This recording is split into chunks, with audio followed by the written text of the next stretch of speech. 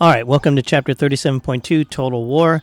This is for AP kids in Mr. Morales' class. So we'll start by understand how World War II was fought, and in particular the different theaters. They call them theaters, but this is the area where the fighting took place, and understand how the Allies won the war. Everything starts out with the September 1st, 1939 invasion of Poland by the Nazis.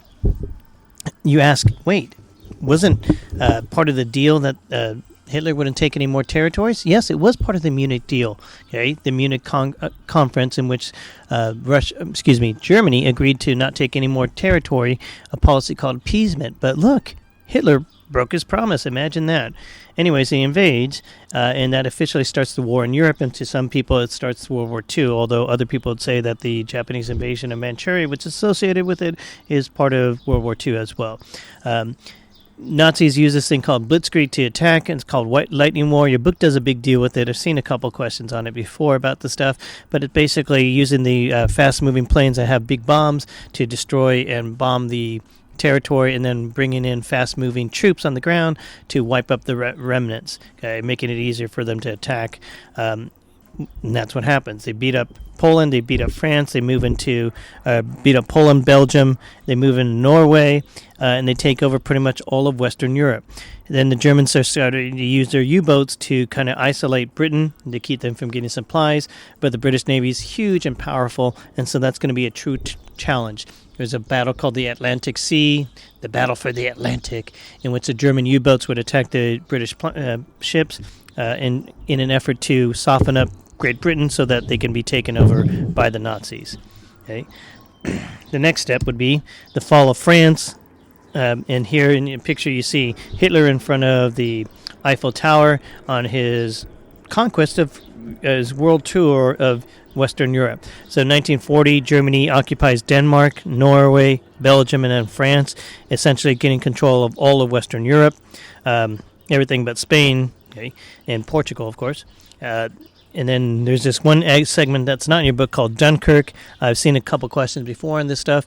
Dunkirk is essentially the British Army running away from the Germans who are about to destroy them. The British sent a small force to go and try to stop them, but the Germans were way too ready and no one else was.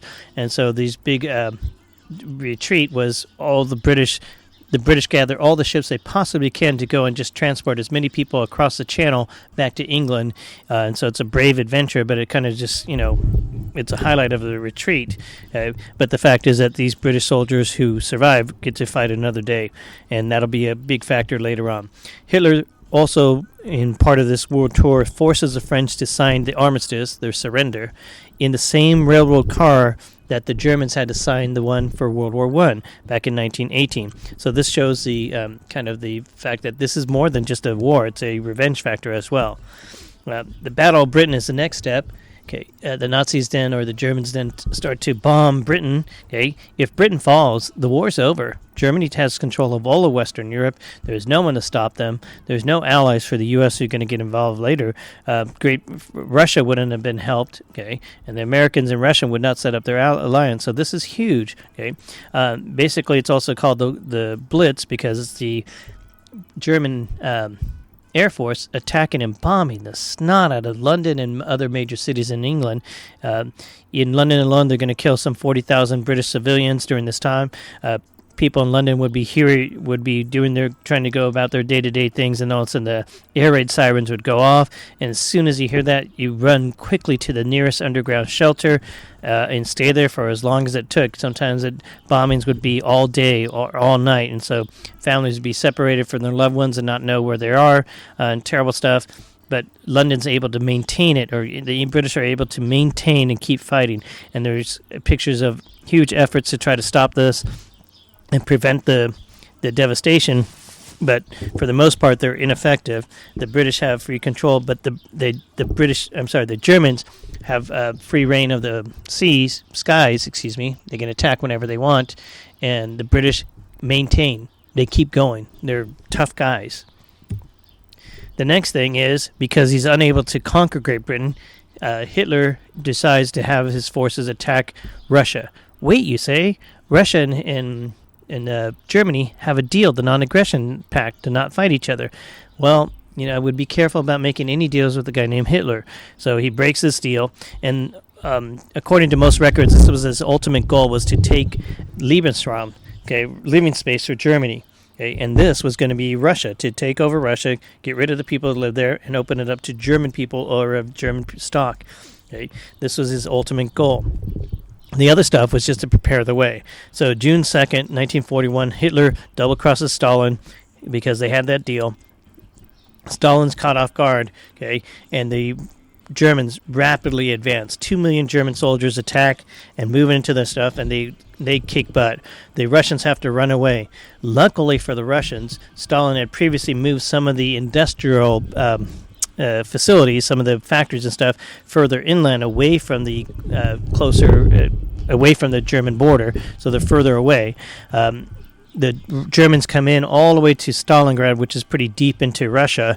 And at that point in time, that's where the Russians say, no more. We're not going to back up anymore. During the time that they were backing up, however, the Russians were burning and destroying everything in sight. The Russians were destroying their own stuff so that the Germans would not be able to use it.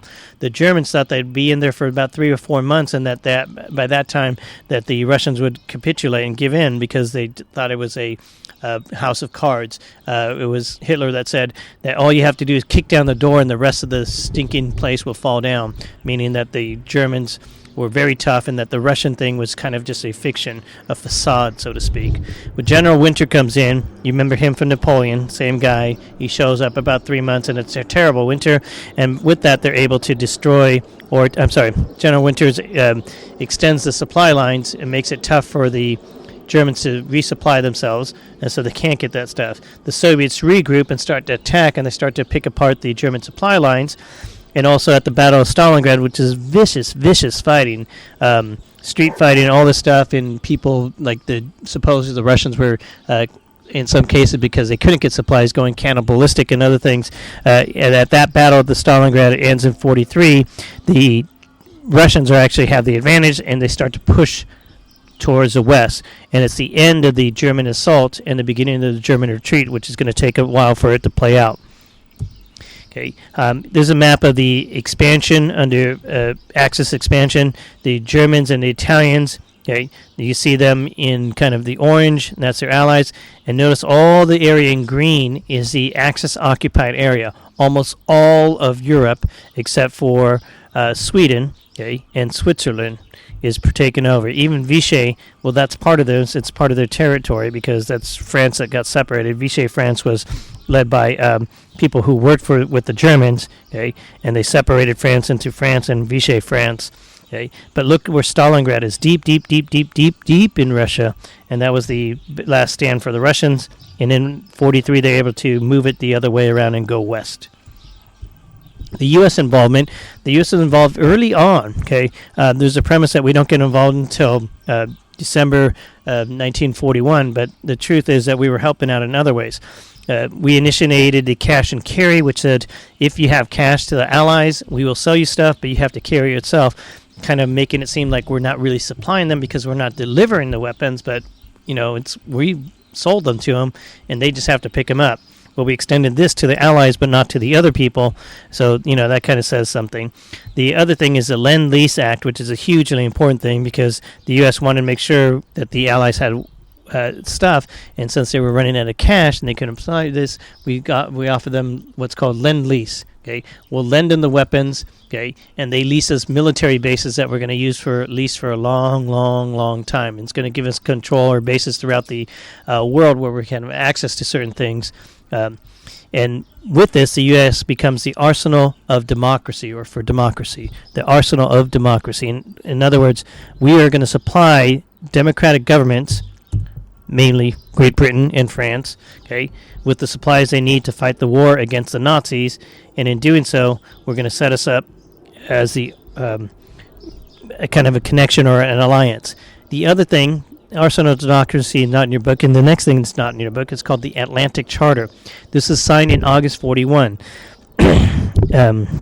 FDR, our president, and Churchill, the British Prime Minister, meet right off the coast of Canada, and they plan out a strategy for fighting the war and for what to do with the territories after the war, the post-war plan. This is signed in August 41, before America officially joins the war. So clearly, FDR knows that America is going to get in the war, or thinks he's going to get in the war. Soon after that, the United States freezes the Japanese assets in the U.S. in retaliation for some of the what the Japanese are doing in China, okay? And then the U.S. places an embargo on oil. An embargo stopped shipping oil to Japan. Well, Japan can't tolerate this. They're an industrialized society. No oil means their industry stops. They must get the oil. So for this, Tojo plans a retaliation. Tojo's the newly elected prime minister, and he plans a war with the U.S., which was already in the operating stages. Now it's just to make it happen, to give it the green light. And that's December 7th, 1941, the attack on Pearl Harbor. The Americans are caught sleeping. There's lots of information that FDR knew of some sort of attack, or an attack was coming, but I think he probably knew that an attack was imminent, but as far as where and when and exactly, I don't think that's accurate. But there's lots of conspiracy theories about this stuff. Okay, the end result is that a big chunk of the U.S. Navy is destroyed, but not all of it. The Japanese were not thinking that this one battle would put the U.S. out of operation for good, but for a long time, and give them some time to establish themselves throughout the Pacific. The U.S. immediately declares war on Japan. Hitler and Mussolini, who don't have to but do because they're allied with Japan, declare war on the U.S., and now we have the full-scale war, the Allies versus the Axis. The U.S. joins Great Britain in the USSR, and it's what brings help. Early on in the war in the Pacific, the Japanese are kicking butt because the U.S. is not ready. Great Britain has already pulled out of this situation, and they dominate Southeast Asia and the Pacific Islands. They set up a thing called the Greater East Asia Co-Prosperity Sphere, which is basically an alliance with other territories, or forced alliance with other territories or regions that they control or occupy. Up until 1942, until mid-42 and late 42, the Japanese have clear dominance in this area. So here's a picture of the map. The red outline area is the Chinese co-prosperity area, and then you notice that way off to the right over here is Pearl Harbor, where they got attacked. Okay, and that'll be a big point coming in. Okay.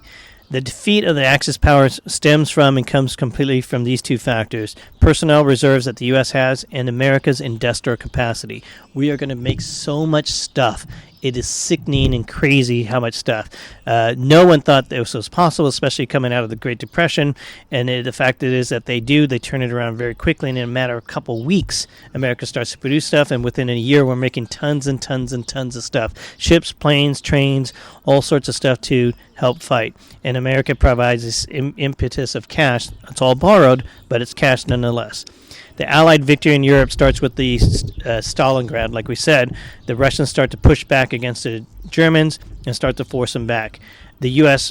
and British forces start to come into North Africa, where it's a little bit weaker. They attack Italy next after that, and they start to come from the southern part of Europe into what's called the underbelly. The big event is D-Day, and I've seen that a couple times. This is June 6, 1944. This is, if you've seen Saving Private Ryan, the attack on the beach. The British and U.S. forces land in France. Now they're fighting on two fronts, like back in World War I. Okay, but these are not going to be the fronts where the people dig holes and stay in them. Those don't work anymore. They're too powerful. The tanks are too good and stuff like that. The U.S. then starts to bomb Britain and German cities and soon have control of the air, which basically means we could go bomb whenever we want. The Americans bomb at night. The U.S., the French, the British bomb in the daytime.